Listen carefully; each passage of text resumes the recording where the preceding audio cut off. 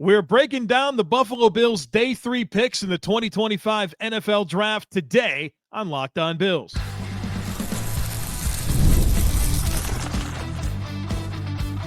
You are Locked On Bills, your daily Buffalo Bills podcast. Part of the Locked On Podcast Network, your team every day. What's up, Bills Mafia? It's Joe Marino, author of the Herd Mentality Substack, co-host of the Locked On NFL Scouting Podcast, co-host of the NFL First Read Podcast, and I'm your host of Locked On Bills. Want to thank you for making Locked On Bills your first listen every day, and a big welcome and shout out to our everydayers. You know who you are. Those of you who never miss a single episode, I appreciate you all being here very, very much. I'd also like to invite you to subscribe or follow for free on YouTube or wherever you listen to podcasts. We're part of the Locked On Podcast Network, your team every day. Today's episode is brought to you by LinkedIn. LinkedIn Jobs helps you find the qualified candidates that you want to talk to faster. Post your job for free at linkedin.com/LockedOnNFL. Terms and conditions apply. Well, folks, the 2025 NFL Draft is in the books. 9 draft picks made by the Buffalo Bills. We've covered the selections on day 1 and day 2, Maxwell Hairston, TJ Sanders, Landon Jackson. And the focus of our conversation today is to discuss the players Buffalo selected on day 3. 6 players. We'll go through them one at a time, break them down, tell you how I feel about these selections, and really get a feel for the direction of this roster in so many different areas. But let's dive into these prospects, these players, these new Buffalo Bills. Starting with pick 109 in the 4th round. The Bills traded up from 132. They parted with 169 to get to 109 and select defensive tackle Deone Walker out of Kentucky. He's 6'7.5", 331 pounds, 34-inch arms, massive wingspan, 84 7/8 on the wingspan. Relative athleticism score of a 3.74. So he's a big dude. He didn't test very well in terms of the normal athletic testing, but I will say that there are certainly moments on tape where you see some pretty impressive movement skills for a guy that is over 6'7", 330 pounds with that type of length. He just turned 21 in March. He's a native of Detroit, Michigan. In high school, played football, basketball, and track. 3-year starter at Kentucky. 37 games, 35 starts. In those games, he collected 22 tackles for loss, 10 sacks, and 6 pass breakups. Now, 12.5 of those tackles for loss and 7.5 sacks came in 2023, which was like his big year. And then really a dip in production and, the performance in 2024. That was not as strong as 2023. And there's a back injury that he played through that has been referenced since, kind of the decline in production and performance. He was a team captain at Kentucky for the last 2 years. We'll tell you what I like about this player. I'll tell you about my concerns. I think when it comes to strengths for Deone Walker is that I do believe he's got good upper body strength. He carries a lot of mass up top. He's got decent strength in his hands. He can play with extension. He's got length. And so, when he's able to kind of lean in and use that upper body mass, use that length, there's a lot to deal with there. And he does have long arms. He does have big hands. And I would say for the overall profile here, he's got some quickness to his hands. He can move them pretty quickly, and he's got some pop in there and a lot of mass behind what he's able to punch with. And there's just a lot of upper body power here. And there are some moments where you're watching this guy on tape where you're very impressed with the movement skills, like moments of burst and short area quickness to go with this big body and the long arms. And there's some likable moments when you see him tap into those strengths. Now, I think there are several concerns here, and you guys know that. You've heard me talk about Deone Walker before, and I even talked about Deone Walker as one of the 5 players I hope the Bills don't draft, and that's because I have concerns about the overall profile here on film. And I think it starts with the body type, where there's just a lot of weight up top, and he really lacks mass in his lowers through his glutes and his legs. The posterior chain seems pretty underdeveloped to me. I think he's got a disappointing anchor for a guy that's, 330 pounds. I think his playing weight was over 340. And you'd expect a guy with that type of size to be able to really anchor and hold at the point of attack and not be moved off the ball. But that happens a lot to Deone Walker. I'd say he has a soft anchor. And, there's times where it just looks like he's on skates and can't really leverage his hips and hold at the point of attack. So I think he plays tall. He is tall, and he lacks that power in his lower body, which kind of takes away from the profile of a guy you look at as this big body player at 6'7", 330 pounds. There's a lot of finesse to his game. You're thinking big dude, big powerful dude, like be a big powerful dude. And he's more of a finesse style player that kind of really focuses in on the upper body and that ability to lean in and push. And that's somewhat effective, but he's going to be stressed in new ways in the NFL with power and big, strong dudes across from him. And, can he play with good pad level and have the necessary lower body strength to maximize on the profile that you'd expect him to have? He's a guy that, to me, is very reminiscent of a Jordan Phillips, very reminiscent of a Vernon Butler, which are two players that Brandon Beane and Sean McDermott got honeypotted by. And it's a very similar profile here with Deone Walker. And so I'm hopeful that this can come together, but I do have some very notable concerns about the profile here. And obviously the Bills are pretty invested. Pick 109, they moved up to get him. And Brandon Beane was pretty complimentary of him during his press conference after the draft, where he talked about versatility and being able to play the 1 tech and the 3 tech, praised his ability to pass rush from the interior. He certainly acknowledged that 2023 was better than 2024 and referenced the back injury that he played with that I guess was discovered at the combine. And there was a quote that came out after the draft, I guess, with the Buffalo media, where he said there was some days where it was hard for him to get out of bed during the season. And I guess for one reason or another, it wasn't discovered that he had a back injury until the combine. And Beane actually said that they're probably going to limit him in the spring to get him ready for camp. They expect him to be a full go by camp, but they want to limit him in the spring so that he can heal and be ready to go for training camp. And Brandon Beane even went as far as to say that this would have been a first-round pick a year ago if he came out after the 2023 season. I disagree with that, but obviously Brandon Beane's an NFL general manager, and that's a pretty big statement to make. As you know, I was not a fan of him. I was pretty direct in our pre-draft discussions when I profiled him on the podcast. Was not a prospect I was high on, not a prospect I preferred the Bills to draft. The Bills see him differently than I do, and that's okay. It's not the first time this will happen. It's not the last time it'll happen. I hope I'm wrong. We've been here before, where the Bills pick some guys that I don't prefer.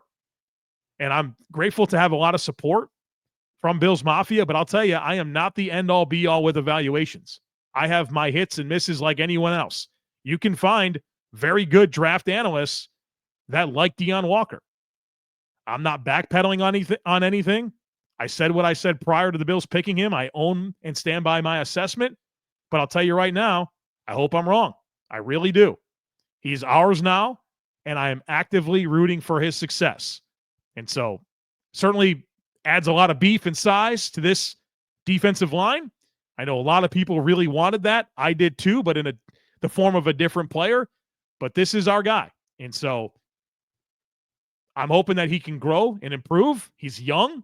He just turned 21 years old. And obviously a huge opportunity for him in the NFL with an organization that truly believes in him. And so I'm excited to see how he develops. And I am rooting for myself to be wrong and for Deone Walker to be a big-time answer for this Buffalo Bills defensive line. All right. The Bills made 6 picks. We got 5 more to get to. We'll get to this next pick, Jordan Hancock and Jackson Hawes here on the other side of it. Folks, be sure to stick with me. As a small business owner, your work doesn't end when the clock hits 5. Your business is always on your mind, which means when it's time to hire, you need a partner that works just as hard as you do. That's where LinkedIn Jobs comes in. When you clock out, LinkedIn clocks in. LinkedIn makes it easy to post your job for free, share it with your network, and get qualified candidates all in one place. You can post your job using LinkedIn's new feature that actually helps you write job descriptions, and then you can quickly get that in front of the right people with deep candidate insights. And here's a pro tip. You can add the hashtag hiring frame to your profile picture to double your reach to get those qualified candidates. It's no wonder that 72% of small businesses say that LinkedIn helps them find high quality hires. So post your job for free at linkedin.com/LockedOnNFL. That's linkedin.com/LockedOnNFL. Terms and conditions apply.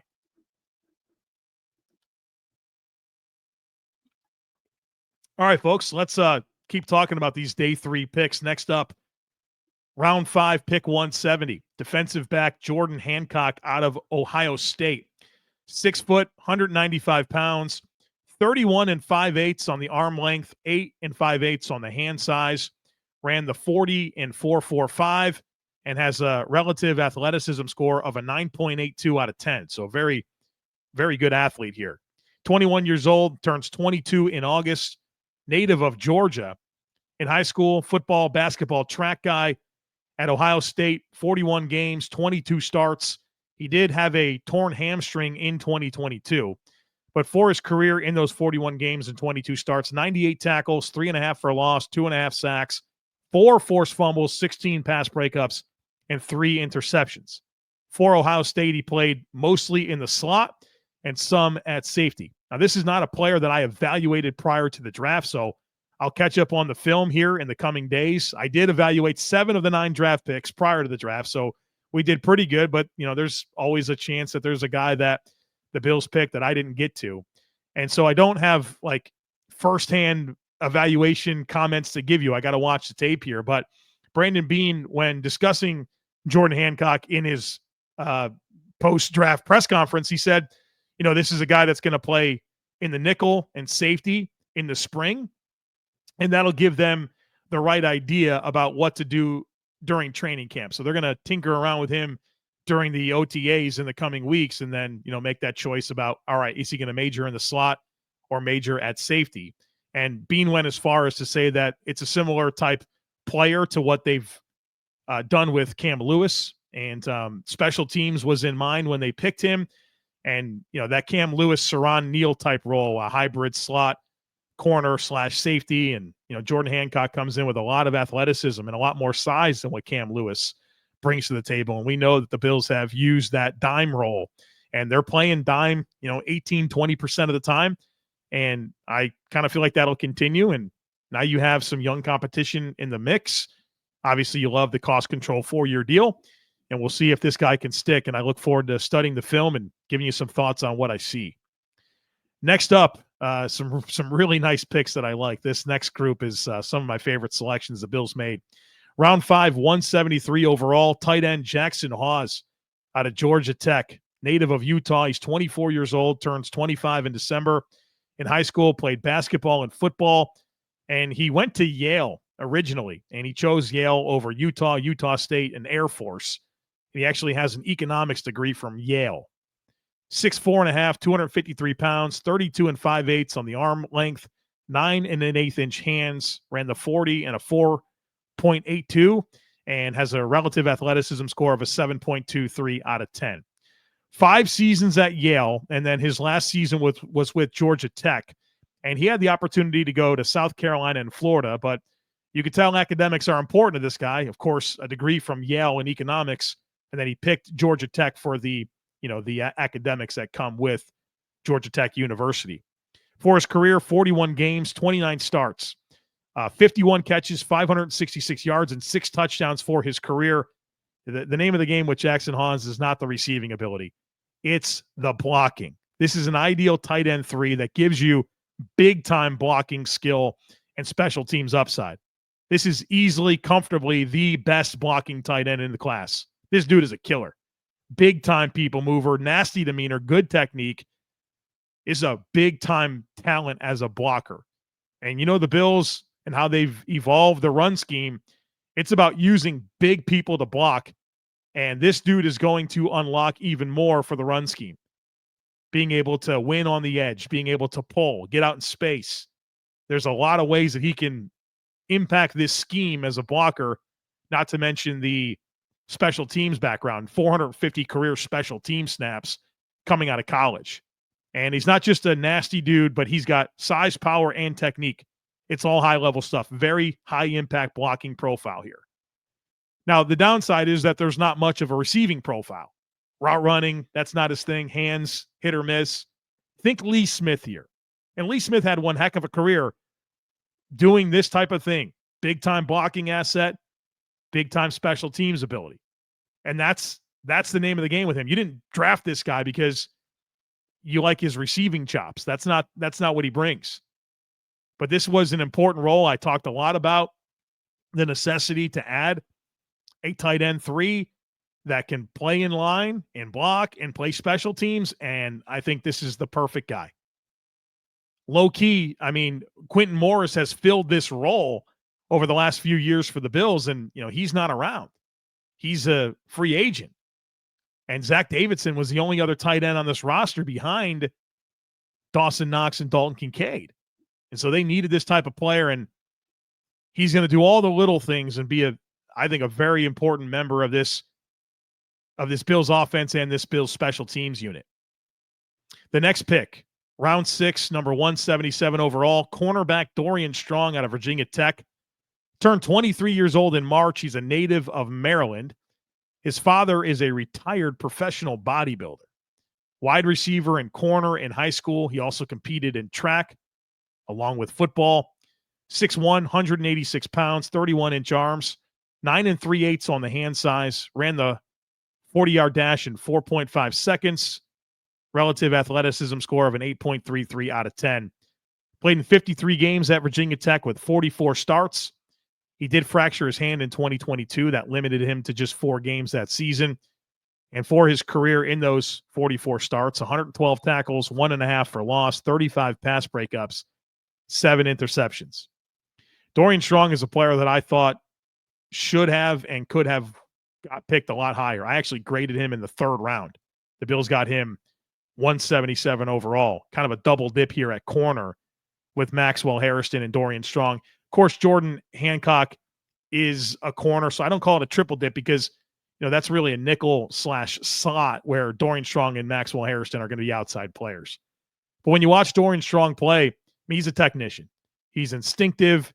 Everything is comfort for him. There's no panic. Pattern recognition is strong. He's an experienced player, and you could tell. Versatile guy in terms of coverage, concepts that he can run. You're comfortable in man, press, off man, zone. It doesn't matter what technique. He's got skill to do it. Very physical player, eager to be physical. Never is passive. There's a lot of comfort when he's challenged. You could tell there's certain corners when they're tested, the ball's in the air. There's a level of panic. This dude's cool as a cucumber. He's very comfortable. And I love how he competes. He strains and contests everything on the field. He's a good tackler. He's a good run support player. And he also has logged over 450 career special team snaps. And so there's a lot to like. I mean, you're talking about a depth corner. And you've got strong skills across the board to do anything you need him to do. And there's a special teams resume here. And he's extremely experienced defensively and on special teams. This is a really nice 6th-round selection. The concerns really just comes down to you wish he had a little bit more size, a little bigger, a little bit more length, maybe a little bit more speed. And I think the reality with a player like this is there's no real glaring concerns, but there's really not any superpowers here either. Just a very rock-solid player across the board that's experienced. And like I said, if you told me this guy went in the 3rd round, 4th round, I would have believed you. I think this is tremendous value for the Bills in the 6th round, number 177 overall. All right, the Bills drafted a couple more players on the offensive side of the football, Chase Lundt and Kaden Prather. We'll talk about them. We'll talk about the overall journey of this draft, some kind of high-level thoughts, and set the tone for what's going to happen next week here on this podcast. So, folks, be sure to stick with me. The NBA playoffs are here, and FanDuel is giving new customers an incredible way to get in on the action. Right now, when you join FanDuel and place your first $5 bet, you'll get $250 in bonus bets if your bet wins. And I love how FanDuel is making betting so easy, whether it's picking my favorite team or diving into player props, from three-pointers to steals to assists. FanDuel has so many different ways for you to bet on your favorite player props. Plus, after the game tips off. You can even combine live prop bets into a same-game parlay for a chance to win big. They've got Major League Baseball, any sport. There's plenty of action that you can get in on over at FanDuel. So don't miss out, folks. Head to FanDuel.com and claim your $250 in bonus bets today. All right, folks. Got a couple more draft picks to talk about. Then I'll give you some high-level thoughts on this draft class and tell you what you can look forward to this week on Locked On Bills.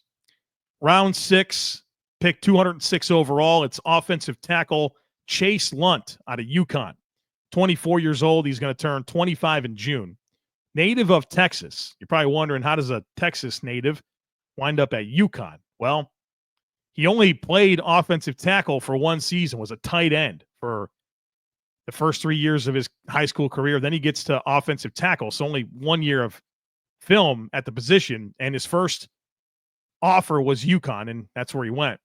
49 game starter at right tackle for UConn. He did have a torn ACL and meniscus in 2022, but he returned in 8 months. That's a really quick recovery.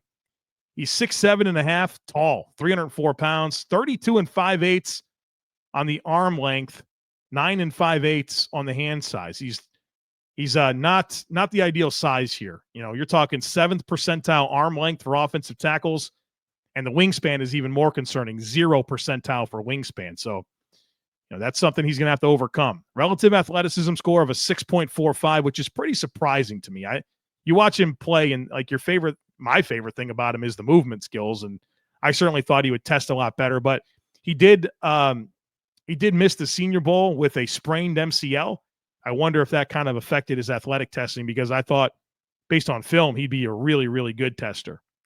On my Bill-specific big board, if you guys had a chance to look at that or follow along during the draft, you can see that I tossed in a few random offensive linemen that I like, and there was only 7 included, and Chase Lundt was one of them, where I just was like, these are some offensive linemen that I could see the Bills liking, that I like, that at certain points in the draft, you know, they should pick one.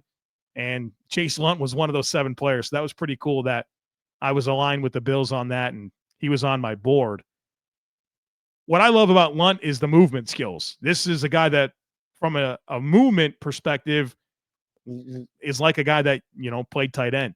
Easy ability to redirect his feet, smooth, fluid mover and pass pro, excellent in space. He's got a ton of range.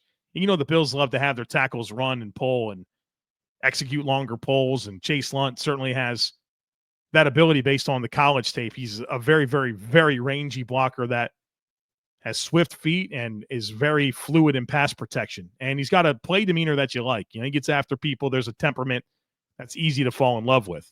The concern here is really the body type, a very, very narrow build. He lacks length. He lacks wingspan. He'd be a complete outlier if this really works for him at tackle.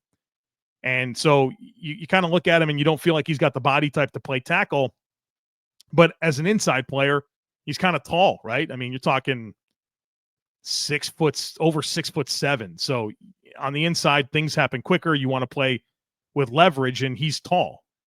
And I don't think that's going to stop him from getting a look on the inside. Aaron Kromer is going to play guys everywhere.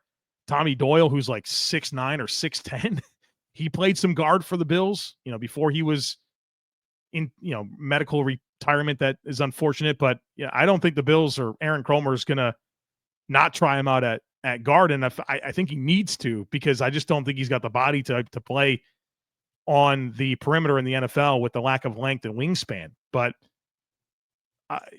so you can kind of think of kind of just the natural challenges here, but the way he executes in college is really appealing. And I think as a late round pick, it's kind of what you're looking for in a developmental offensive lineman. He's also a guy that played every college snap, just about, I think, all but one snap at right tackle. So he's going to have to prove that he can move around. My understanding is that through his training, he's been working on that, you know, the pre-draft process, you know, playing on the left side. But, you know, versatility, when you're talking about late round offensive lineman, that's really important. And that's something that Chase Lundt will need to prove. But the tape's good. His tape at UConn is good, even though there are some questions about the body type here. The Bills' last pick, round 7, pick 240, wide receiver Kaden Prather out of Maryland, 22 years old, turns 23 in September. He's a native of Maryland, Played football and basketball in high school. 6'3.5", 209 pounds, 31 7/8 on the arm length, 9 3/8 on the hand size. Ran the 40 in 4.46. Has a relative athleticism score of a 7.68 out of 10. First 2 years of his career at West Virginia, last 2 at Maryland.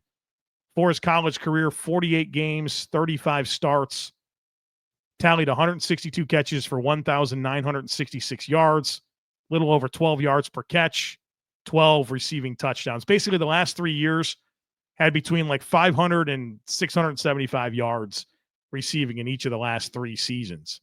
Did not evaluate Kaden Prather prior to the draft, so I will definitely do that and get you guys some thoughts, so I don't have a scouting breakdown for you. But Brandon Beane, when talking about Prather, did mention special teams being something that they had in mind when picking Prather. Obviously, he's got size, a little over 6'3", almost 210 pounds. Will compete for that wide receiver 5 spot with Jalen Virgil, Tyrell Shavers. And, I think the Bills in that role, that 5th receiver role, they're looking for special teams, of course, but, how can you also add value to the offense? How do you get a jersey on game day? That's going to be both special teams and offense. So whether it's blocking, down the field receiving, I want to get more and more familiar with what this guy brings to the table before I tell you what his path is to the roster. But I think you can kind of pick up some clues here about his size and, not necessarily a blazer. 4.46 speed is good speed. And particularly at that size, it's impressive. But I think maybe the overall athletic profile is just okay.